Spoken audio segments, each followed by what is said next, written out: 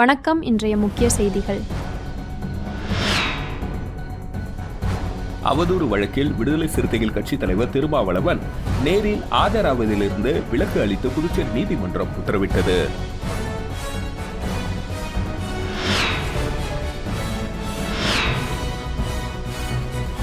Puducherry Thirubuvanai Whirlpool நிறுவனத்தில் புதுச்சேரி தீயணைப்பு துறையின் தீயணைப்பு பாதுகாப்பு ஒத்திகை நிகழ்ச்சி நடைபெற்றது.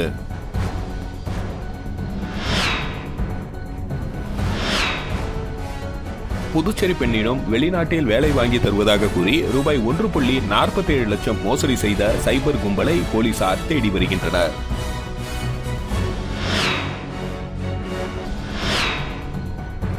புதுச்சேரி அருகே உள்ள பட்டானூர் பகுதியில் நின்றிருந்த டாடா ஏஸ் வாகனத்தின் ஓட்டுநர் திடீரென கதவை திறந்ததால் இருசக்கர வாகனத்தில் வந்தவர் டாடா ஏஸ் வாகன கதவில் மோதி எதிரே வந்த டிப்பர் லாரி சக்கரத்தில் சிக்கி உயிரிழந்த சம்பவத்தின் சிசிடிவி காட்சிகள் வெளியாகி பரபரப்பை ஏற்படுத்தியுள்ளது.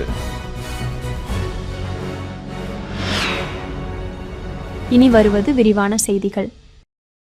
அவதூறு வழக்கில் விடுதலை சிறுத்தைகள் கட்சித் தலைவர் திருமாவளவன் நேரில் ஆஜராவிலிருந்து விலக்கு அளித்து புதுச்சேரி நீதிமன்றம் உத்தரவிட்டது. புதுச்சேரி ஏஎப்டி பஞ்சாலை அருகே 2014ஆம் ஆண்டு நடைபெற்ற பொதுக்கூட்டத்தில் பேசிய விடுதலை சிறுத்தைகள் கட்சித் தலைவர் திருமாவளவன் அவதூறாக பேசியதாக பாமகவை சேர்ந்த மதியழகன் உருளையன்பேட்டை போலீசில் புகார் அளித்திருந்தார். இந்த வழக்கு விசாரணை புதுவை 1வது ஜுடிஷியல் மாஜிஸ்திரேட் நீதிமன்றத்தில் நடைபெற்று வருகிறது. இந்நிலையில் திருமாவளவன் தரப்பு வழக்கறிஞர் கார்த்திகேயன் ஒரு மனு தாக்கல் செய்திருந்தார். ஏற்கனவே ஒருமுறை திருமாவளவன் இந்த வழக்கில் நேரில் ஆஜராகியுள்ளார். இதனால் இனிமேல் நேரில் ஆஜராகாமல் இருக்க விலக்கு அளிக்க வேண்டும் என்று அந்த மனுவில் குறிப்பிட்டிருந்தார். இந்த நிலையில் இந்த மனுவை விசாரித்த நீதிபதி சேரலநாதன் வெள்ளிக்கிழமை அளித்த உத்தரவில் இந்த வழக்கில் திருமாவளவன் நேரில் ஆஜராக விலக்கு அளிப்பதாக தெரிவித்தார். திருபுவனை வேர்ல்பூல் நிறுவனத்தில் புதுச்சேரி தீயணைப்பு துறையின் தீயணைப்பு பாதுகாப்பு ஒத்திகை நிகழ்ச்சி நடைபெற்றது. திருபுவனை வேர்ல்பூல் நிறுவனத்தில் மத்திய உள்துறை அமைச்சகத்தின் வழிகாட்டுதல்படி தீயணைப்பு பாதுகாப்பு ஒத்திகை நிகழ்ச்சி நடைபெற்றது. இந்த நிகழ்ச்சியில் தொழிற்சாலையில் தீ விபத்து ஏற்பட்டால் தொழிற்சாலையில் பணிபுரியும் தொழிலாளர்கள் அதிகாரிகள் எவ்வித பாதிப்பும் இல்லாமல் தப்பிப்பது எப்படி என்று தத்ரூபமாக செயல் விளக்கம் காண்பிக்கப்பட்டது. இந்த நிகழ்ச்சியில் புதுச்சேரி தீயணைப்புத்துறை கோட்ட தீயணைப்பு அதிகாரி இளங்கோ, உதவி கோட்ட தீயணைப்பு அதிகாரி சுரேஷ் ஆகியோர் கலந்து கொண்டு தொழிற்சாலையில் திடீரென தீ விபத்து ஏற்பட்டால் என்னென்ன நடவடிக்கைகள் எடுக்க வேண்டும், தொழிற்சாலையில் பணிபுரியும் ஊழியர்கள் மற்றும் அதிகாரிகளை எப்படி பாதுகாப்பாக வெளியேற்றுவது, தொழிற்சாலையில் உள்ள தீயணைப்பு கருவிகளை எப்படி பயன்படுத்துவது, தீயில் சிக்கிக்கொண்ட தொழிலாளர்களை மீட்டு ஆம்புலன்ஸ் உதவியுடன் முதல் உதவி சிகிச்சை அளித்து மருத்துவமனைக்கு அனுப்பி வைப்பது குறித்து பல்வேறு ஒத்திகை மூலம் விழிப்புணர்வை ஏற்படுத்தினார்கள். அதனைத் தொடர்ந்து தீயணைப்புத்துறை அதிகாரிகள் தொழிற்சாலையில் இருந்த பாதுகாப்பு உபகரணங்களை பார்வையிட்டனர்.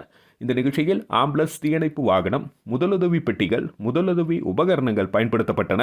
இந்த நிகழ்ச்சியில் திருபுவனை வேர்ல்பூல் நிறுவனத்தின் தலைவர் சிவராமகிருஷ்ணன், உற்பத்தித்துறை தலைவர் வெங்கடேஸ்வரன், நிறுவனத்தின் தலைமை பாதுகாப்பு அதிகாரி லோகேஷ் கந்தேல்வால், பாதுகாப்பு அதிகாரி நாகராஜன் ஆகியோர் கலந்து கொண்டு தொழிலாளர்கள் பாதுகாப்பு குறித்து பேசினார்கள். அதனைத் தொடர்ந்து தொழிற்சாலை வளாகத்தில் பலன் தரும் மரக்கன்றுகளை தொழிற்சாலை அதிகாரிகள் நட்டனர். இந்த பாதுகாப்பு ஒத்திகை நிகழ்ச்சியின் மூலம் தொழிலாளர்களின் பாதுகாப்பு தன்மையை நிர்வாகம் உறுதி செய்தது.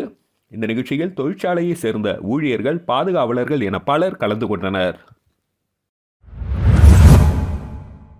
புதுச்சேரி அருகே உள்ள பட்டானூர் பகுதியில் நின்றிருந்த டாடா ஏஸ் வாகனத்தின் ஓட்டுநர் திடீரென கதவை திறந்த நிலையில் இருசக்கர வாகனத்தில் வந்தவர் டாடா ஏஸ் வாகன கதவில் மோதி எதிரே வந்த டிப்பர் லாரி சக்கரத்தில் சிக்கி உயிரிழந்த சம்பவத்தின் சிசிடிவி காட்சிகள் வெளியாகியுள்ளது. புதுச்சேரியில் காரைக்கால் மாவட்டம் கோட்டுச்சேரி வெள்ளைப்பிள்ளையார் கோவில் தெருவை சேர்ந்தவர் விபாலி ஜோ. இவர் புதுச்சேரியை அடுத்த பட்டானூர் பகுதியில் உள்ள தனியார் நிறுவனத்தில் பணியாற்றி வருகிறார். இவர் கடந்த 15ஆம் தேதி காலை 10 மணி அளவில் பட்டானூர் பகுதியில் உள்ள சர்வீஸ் ரோட்டில் புதுச்சேரி பகுதியில் இருந்து திருச்சிற்றம்பலம் பகுதியை நோக்கி தனது இருசக்கர வாகனத்தில் வேலைக்கு சென்று கொண்டிருந்தார். அப்பொழுது சாலையோரம் நின்றிருந்த டாடா ஏஸ் வாகனத்தின் கதவை டாடா ஏஸ் வாகன ஓட்டுநர் திறந்தார். இதனால் இருசக்கர வாகனத்தில் வந்த விபாலி ஜோ டாடா ஏஸ் வாகன கதவில் மோதி நிலை தடுமாறி விழுந்தார். அப்பொழுது அதே சாலையில் எதிரே வந்த டிப்பர் லாரி விபாலி ஜோ மீது ஏறியது. இதில் அவர் சம்பவ இடத்திலேயே உயிரிழந்தார். இச்சம்பவம் குறித்து ஆரோவில் போலீசார் வழக்கு பதிவு செய்து விசாரணை நடத்தி வரும் நிலையில் இந்த விபத்தின் பதபதைக்கும் சிசிடிவி காட்சிகள் தற்பொழுது வெளியாகி பரபரப்பை ஏற்படுத்தியுள்ளது. புதுச்சேரி பெண்ணிடம் வெளிநாட்டில் வேலை வாங்கி தருவதாக கூறி ரூபாய் 1.47 லட்சம் மோசடி செய்த சைபர் கும்பலை போலீசார் தேடி வருகின்றனர். கனடா, ஆஸ்திரேலியாவில் வேலை என கூறி புதுச்சேரி பெண்ணிடம் ரூபாய் 1.47 லட்சம் மோசடி செய்த மர்ம நபர்கள் குறித்து போலீசார் விசாரித்து வருகின்றனர். முதலியார்பேட்டை சேர்ந்த பெண் ஒருவர் ஆன்லைனில் கனடாவில் வேலைவாய்ப்பு இருப்பது தொடர்பான விளம்பரத்தை பார்த்துள்ளார். அதில் இருந்த மொபைல் எண்ணை வாட்ஸ்அப் மூலம் தொடர்பு கொண்ட பொழுது எதிர்முனையில் பேசிய நபர் கனடா மற்றும் ஆஸ்திரேலியாவில் வேலைவாய்ப்பு உள்ளதாக உறுதியளித்துள்ளார். அதற்காக விசா செயலாக்க கட்டணம் செலுத்தும்படி கூறியுள்ளார். இதை நம்பி அப்பெண் 1,47,500 ரூபாய் அனுப்பி ஏமாந்தார். இதேபோல் மூலகுளத்தை சேர்ந்த பெண் ஒருவர் 50,000 நல்லவாடு சேர்ந்த பெண் 42,000 முதலியார்பேட்டை சேர்ந்த நபர் 1,845 ரெயின்போ நகரை சேர்ந்த நபர் 4,000 என மொத்தம் 5 நபர்கள் சைபர் மோசடி கும்பலிடம் 2,45,345 ரூபாய் இழந்துள்ளனர். புகாரின் பேரில் சைபர் கிரைம் போலீசார் வழக்கு பதிந்து விசாரித்து வருகின்றனர். மணக்குள விநாயகர் கலை மற்றும் அறிவியல் கல்லூரியில் முதலாம் ஆண்டு மாணவர்களுக்கு வகுப்பு துவக்க விழா நடைபெற்றது. புதுச்சேரி மதகடிப்பட்டு மணக்குள விநாயகர் கலை மற்றும் அறிவியல் கல்லூரியில் முதலாம் ஆண்டு மாணவர்களுக்கான வகுப்பு துவக்க விழா நடைபெற்றது. மணக்குள விநாயகர் கல்வி அறக்கட்டளை தலைவர் தனசேகரன் தலைமை தாங்கினார். கல்லூரி முதல்வர் முத்துலட்சுமி வரவேற்றார். செயலாளர் நாராயணசாமி கேசவன், பொருளாளர் ராஜராஜன், இணை செயலாளர் வேலாயுதம், கல்லூரி இயக்குநர் வெங்கடாஜலபதி ஆகியோர் வாழ்த்துரை வழங்கினர். சிறப்பு விருந்தினர்களாக மது அன்கோ பட்டய கணக்காளர் மதுகுமார், புதுச்சேரி பல்கலைக்கழக உயர் அறிவியல் துறை டீன் ஜோசப் செல்வின் ஆகியோர் சிறப்புரையாற்றினர். கல்லூரி இயக்குநர் வெங்கடாஜலபதி, வணிக மேலாண்மை துறை தலைவர் பாலசெந்தில்குமார், இயற்பியல் துறை தலைவர் ஜெயவர்த்தனன் உட்பட மாணவ மாணவிகள் திரளானோர் கலந்து கொண்டனர். பணி நிரந்தரம் செய்ய வலியுறுத்தி கௌரவ ஆசிரியர்கள் கல்வித்துறை முன்பு கண்டன ஆர்ப்பாட்டத்தில் ஈடுபட்டனர். புதுச்சேரி அரசு கல்வித்துறையில் கௌரவ முதுகலை பட்டதாரி ஆசிரியர்கள், கௌரவ பால சேவிகாக்கள் ஆகியோருக்கு பணி நிரந்தரம் செய்ய வலியுறுத்தி புதுச்சேரி அரசு ஆசிரியர் சங்கங்களின் ஒருங்கிணைப்பு குழுவினர் தொடர் போராட்டம் அறிவித்தனர். அதன் ஒரு பகுதியாக பள்ளி கல்வித்துறை அலுவலகம் நுழைவாசலில் கோரிக்கைகள் வலியுறுத்தி கவன ஈர்ப்பு ஆர்ப்பாட்டம் நேற்று நடைபெற்றது. ஆர்ப்பாட்டத்திற்கு சங்க ஒருங்கிணைப்பு குழு தலைவர் பாரி தலைமை தாங்கினார். அரசு ஊழியர் சங்கங்களின் கூட்டமைப்பு தலைவர் பாலகுமார், ஒருங்கிணைப்பு குழு பொறுப்பாளர்கள் அருள்சாமி, சிறில் நிக்கோலஸ் உள்ளிட்ட பலர் கண்டன உரையாற்றினர். அரசு ஊழியர் சங்கங்களின் கூட்டமைப்பு கௌரவ தலைவர் சேஷாச்சலம் சிறப்புரையாற்றினார். இதில் பால சேவிகாக்கள், கௌரவ பட்டதாரி ஆசிரியர்கள் பலர் கலந்து கொண்டனர். ஒருங்கிணைப்பாளர் பொற்செழியன் நன்றி கூறினார். பாரதியார் பல்கலைக்கழக கூட நுண்கலை படிப்புகளுக்கான மெரிட் லிஸ்ட் வெளியிடப்பட்டுள்ளது. புதுச்சேரி பாரதியார் பல்கலைக்கூடத்தில் பிபிஏ இசை, பிபிஏ நடனம் உள்ளிட்ட நுண்கலை படிப்புகள் உள்ளன. இந்த படிப்புகளுக்கு சென்டாக் மூலம் ஆன்லைன் விண்ணப்பங்கள் வரவேற்கப்பட்டன. அனைத்து பரிசீலனைகளும் முடிந்து நேற்று வரை தரவரிசை பட்டியல் சென்டாக் இணையதளத்தில் வெளியிடப்பட்டது. பிபிஏ மெரிட் லிஸ்டில் மாணவர் மனிஷா செந்தில்குமார் 88.560 மதிப்பெண்ணுடன் முதலிடம் பிடித்தார். இந்த மெரிட் லிஸ்டில் ஆட்சேபனைகள் இருந்தால் வரும் 22ஆம் தேதி மாலை 5 மணிக்குள் மாணவர்கள் தங்களுடைய டேஷ்போர்டு வழியாக நுழைந்து தெரிவிக்கலாம் என சென்டாக் அறிவித்துள்ளது. மறுமலர்ச்சி திராவிட முன்னேற்றக் கழகத்தின் விழுப்புரம் மண்டல செயல் வீரர்கள் கூட்டத்தில் புதுச்சேரியை சேர்ந்த 250க்கும் மேற்பட்டோர் மாநில அமைப்பாளர் ஹேமா பாண்டுரங்கன் தலைமையில் கலந்து கொண்டனர். பின்னர் புதுவை மாநில அமைப்பாளர் ஹேமா பாண்டுரங்கன் தலைவர் வைகோவிடம் நிதி வழங்கினார். மறுமலர்ச்சி திராவிட முன்னேற்றக் கழகத்தின் விழுப்புரம் மண்டல செயல் வீரர்கள் கூட்டம் விழுப்புரத்தில் உள்ள ஆனந்தா திருமண மண்டபத்தில் நடைபெற்றது. இதில் மதிமுக தலைவர் வைகோ தலைமையில் நடைபெற்ற இந்த கூட்டத்தில் ஏராளமான மதிமுகவினர் கலந்து கொண்டனர். இந்த கூட்டத்தில் கலந்து கொள்ள புதுச்சேரி மாநில மதிமுக மாநில அமைப்பாளர் ஹேமா பாண்டுரங்கன் தலைமையில் நிர்வாகிகள் உட்பட 250க்கும் மேற்பட்ட இளைஞர்கள் 8 பேருந்து மற்றும் 10க்கும் மேற்பட்ட கார்களில் சென்று பெரும் படையாக கலந்து கொண்டனர். இக்கூட்டத்தில் திருச்சியில் நடைபெற்ற இருக்கும் பேரறிஞர் அண்ணாவின் 117வது பிறந்தநாள் விழா மாநாட்டின் செலவிற்காக புதுச்சேரி மாநில மறுமலர்ச்சி திராவிட முன்னேற்றக் கழகம் சார்பில் மாநில அமைப்பாளர் ஹேமா பாண்டுரங்கம் நிதியை தலைவர் வைகோவிடம் வழங்கினார். உடன் மதிமுக புதுச்சேரி மாநில நிர்வாகிகள் இருந்தனர்.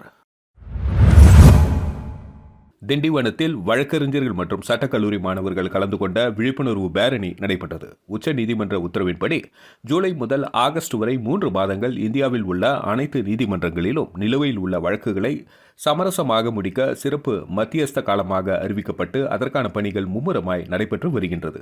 இதுகுறித்து பொதுமக்களுக்கும் வழக்காடிகளுக்கும் விழிப்புணர்வு ஏற்படுத்தும் விதமாக விழிப்புணர்வு பேரணி இன்று நடைபெற்றது. இந்த பேரணியானது திண்டிவனத்தின் முக்கிய வீதிகளின் வழியாக ஊர்வலமாக சென்று பொதுமக்களுக்கு விழிப்புணர்வை ஏற்படுத்தியது. இதில் கோனேரிக்குப்பம் சரஸ்வதி சட்டக்கல்லூரி மாணவர்கள் மற்றும் திண்டிவனம் வழக்கறிஞர்கள் மத்தியஸ்தர்கள் உட்பட கலந்து கொண்டனர். நாடு முழுவதும் 27% ஆண்கள் குடல் இறுக்க நோயால் பாதிக்கப்பட்டுள்ளதாக ஜெம் மருத்துவமனை நிறுவனர் தலைவர் டாக்டர் பழனிவேல் தெரிவித்தார். புதுச்சேரி ஜெம் மருத்துவமனை சார்பில் ஹெர்னியா ஃபியஸ்தா 2025 என்னும் தலைப்பில் ஜெம் மருத்துவமனை மற்றும் இந்திய அறுவை சிகிச்சை நிபுணர்கள் சங்கம் சார்பில் நுண்துளை ஹெர்னியா அறுவை சிகிச்சை பற்றிய கருத்தரங்கம் புதுச்சேரி தனியார் உணவகத்தில் இன்று நடைபெற்றது.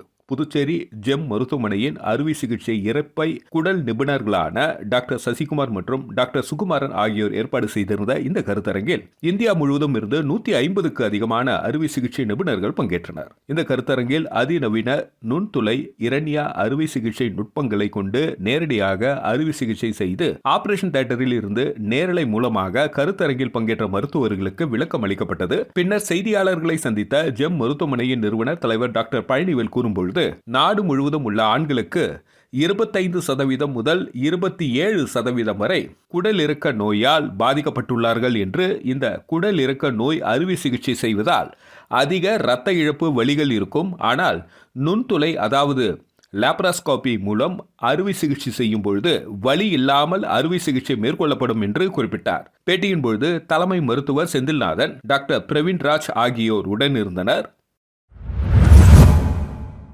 ஊசுடு தொகுதிக்குட்பட்ட சேதராப்பட்டு கிராமத்தில் உள்ள அருள்மிகு கோமதி அம்மை மார்க்கண்டேஸ்வரர் ஆலயத்தில் 5ஆம் ஆண்டு ஆடி மாத திருவிளக்கு பூஜை சிறப்பாக நடைபெற்றது.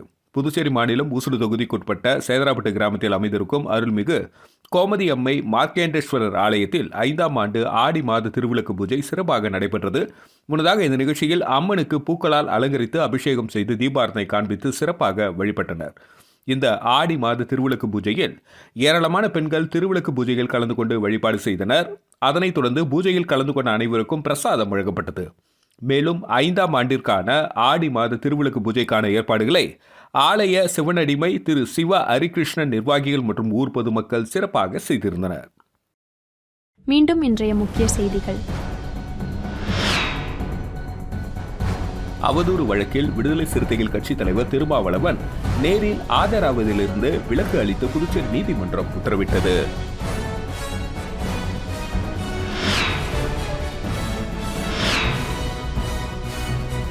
புதுச்சேரி திருபுவனை வெல்புல் நிறுவனத்தில் புதுச்சேரி தீயணைப்பு துறையின் தீயணைப்பு பாதுகாப்பு ஒத்திகை நிகழ்ச்சி நடைபெற்றது.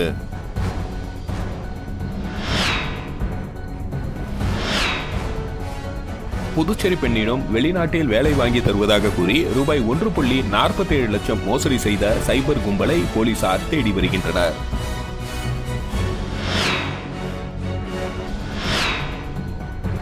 புதுச்சேரி அருகே உள்ள பட்டானூர் பகுதியில் நின்றிருந்த டாடா ஏஸ் வாகனத்தின் ஓட்டுநர் திடீரென கதவை திறந்ததால் இருசக்கர வாகனத்தில் வந்தவர் டாடா ஏஸ் வாகன கதவில் மோதி எதிரே வந்த டிப்பர் லாரி சக்கரத்தில் சிக்கி உயிரிழந்த சம்பவத்தில் சிசிடிவி காட்சிகள் வெளியாகி பரபரப்பை ஏற்படுத்தியுள்ளது.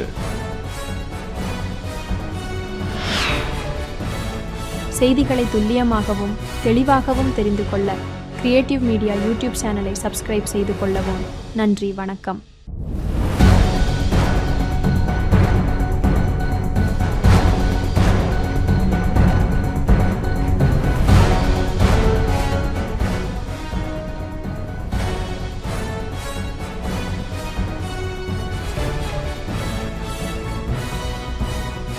நம்ம சேனலை சப்ஸ்கிரைப் பண்ணுங்க, லைக் பண்ணுங்க, ஃப்ரெண்ட்ஸ்க்கும் ஷேர் பண்ணுங்க. தேங்க்யூ.